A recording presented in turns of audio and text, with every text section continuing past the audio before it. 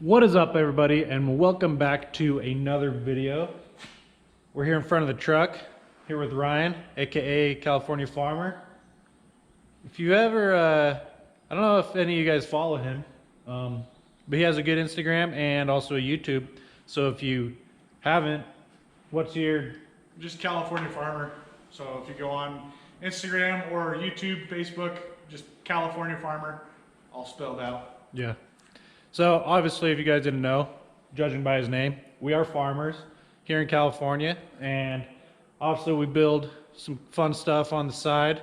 I have my channel, obviously, and then he has his, but so it's a lot of fun. We have fun together, and so he does a lot of the farming content and things like that with the almond trees and everything. So yeah, if you're interested in farming, go check him out, or if you just like a good laugh here and there, he's good at that too. So check him out. But yeah, today we're working on the truck with the DT360. We actually went to a junkyard and found ourselves a P pump.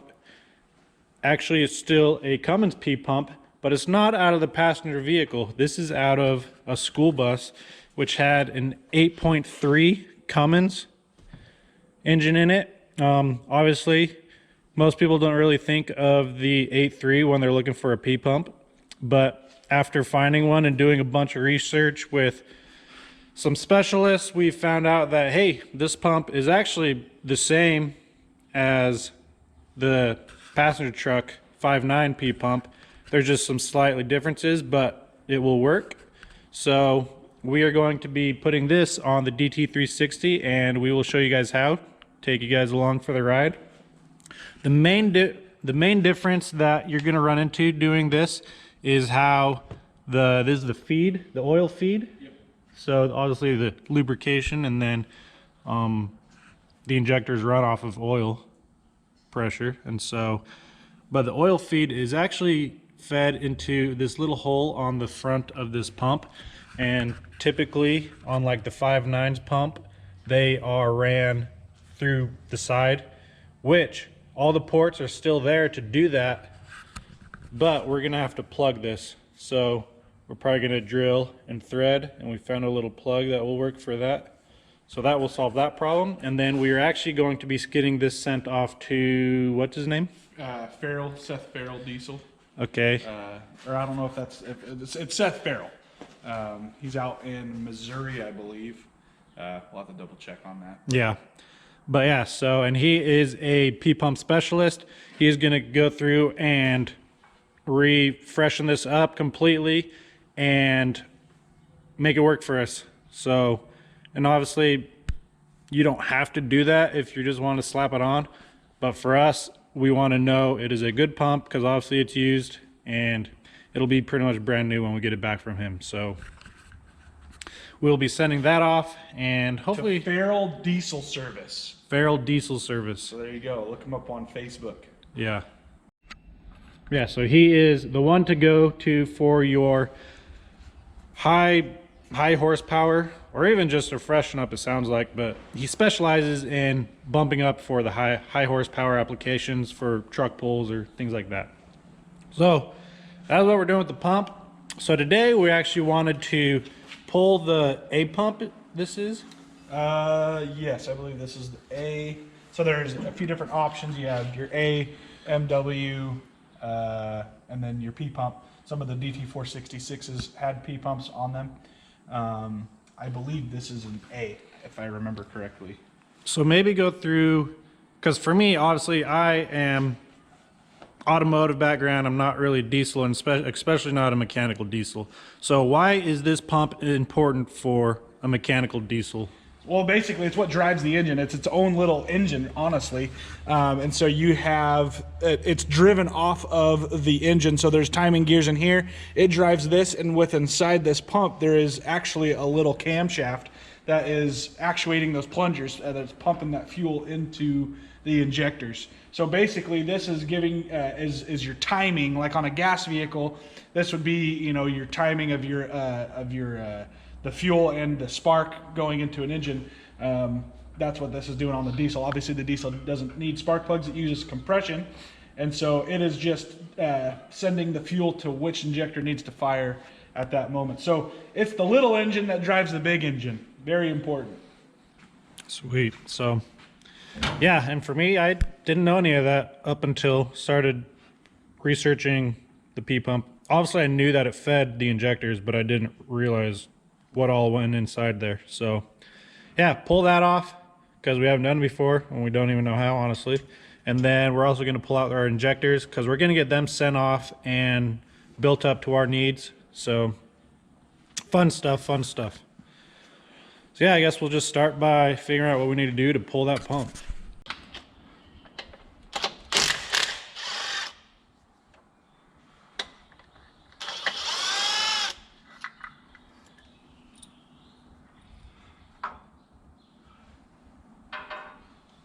You guys still watching Sons of Anarchy? Yeah. Shilling liking it? Yeah. Yeah, she was like, yeah, this is a lot. Like, she's like, now that I'm corrupted more, she's like, it's. Oh, there's a nut on the back side. Oh, of I this was one. like, are these all stripped? What? Yeah, I'm gonna go get this half inch. Yeah. Oh. Unless that has to be. Which I don't. I think there's just a drain. There we go.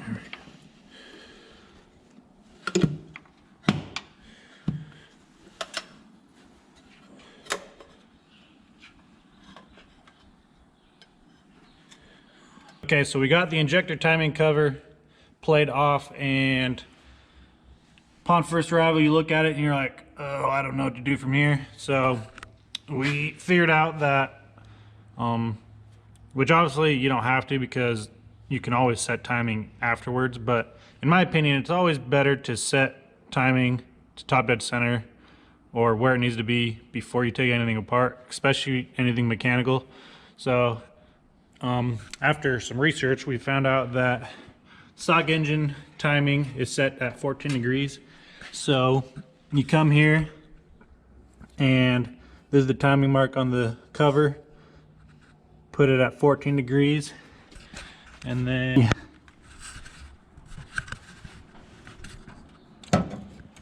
there you can see it. There we go. So on the side there, there's that little pointer inside, and then there is a timing mark on the sprocket. Got to line those up, then you know that all your timing is aligned and everything is good to remove. So I guess next probably injector lines, pull all the oil and fuel lines off the pump and take her off.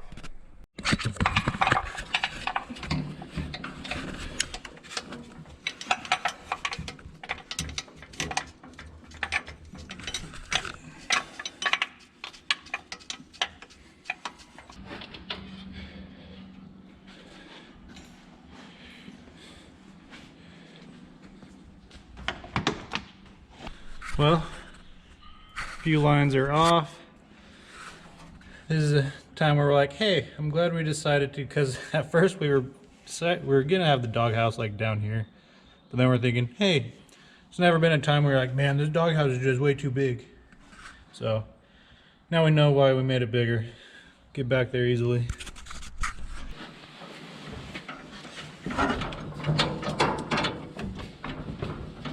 I might have to.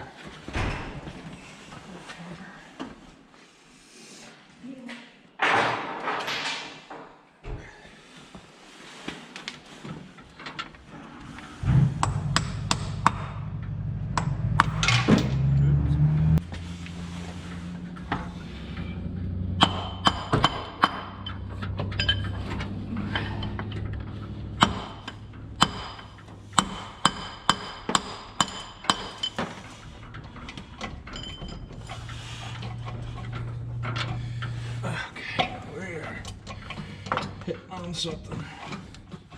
Dipstick tube. There we go. Look at that.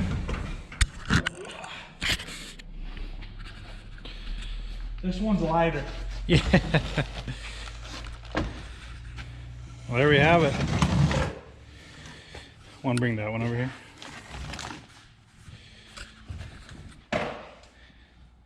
Quite a bit different, heavy. Yeah, not too bad. I mean, it's definitely bigger. So here you have a comparison of the International A pump, we think it is.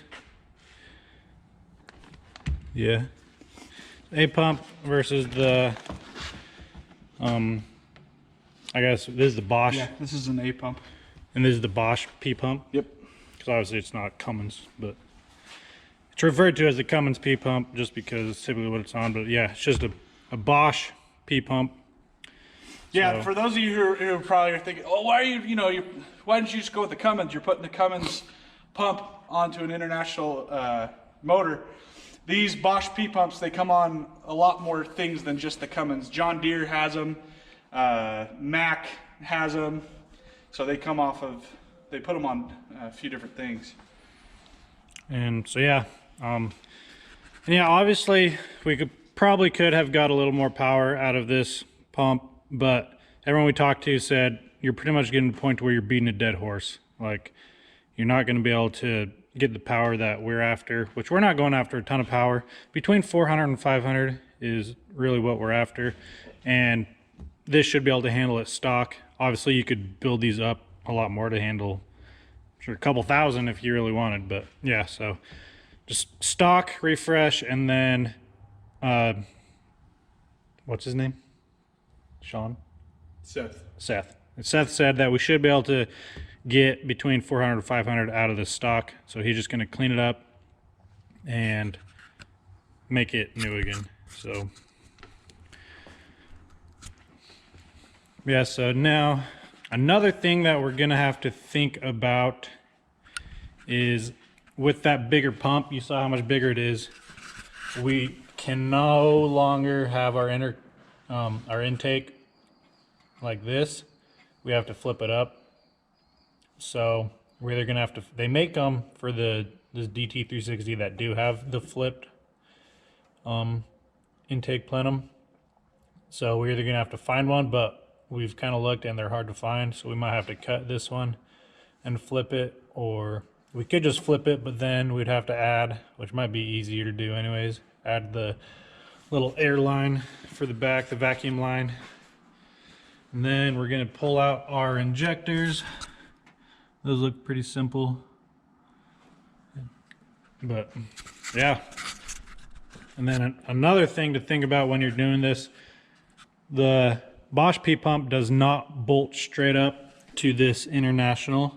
So there is one company that makes an adapter, which we're gonna have to get. Runs about 400 bucks, but it's one of the things where you just have to do it. So we'll be getting that. So yeah, let's pull out these injectors and then take a look at them.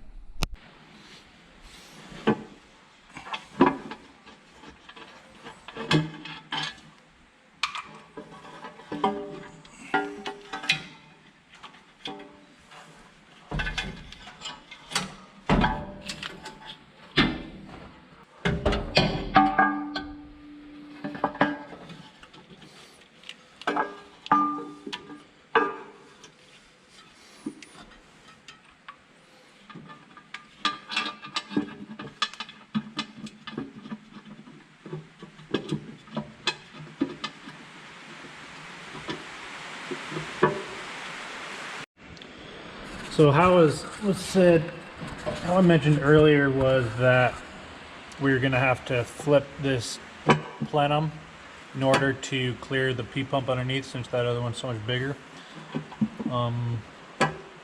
It looks like, which I figured because this is aluminum, so I was like, well, we can always cut it and flip it if we have to, but obviously you can just flip it and it works. But I was worried about this. I don't know exactly what I think it's a safety feature, so that if your power steering pump fails, this will kick on and pump and give you brakes. But it's supposed to be hooked up to power. We obviously haven't been using it that way.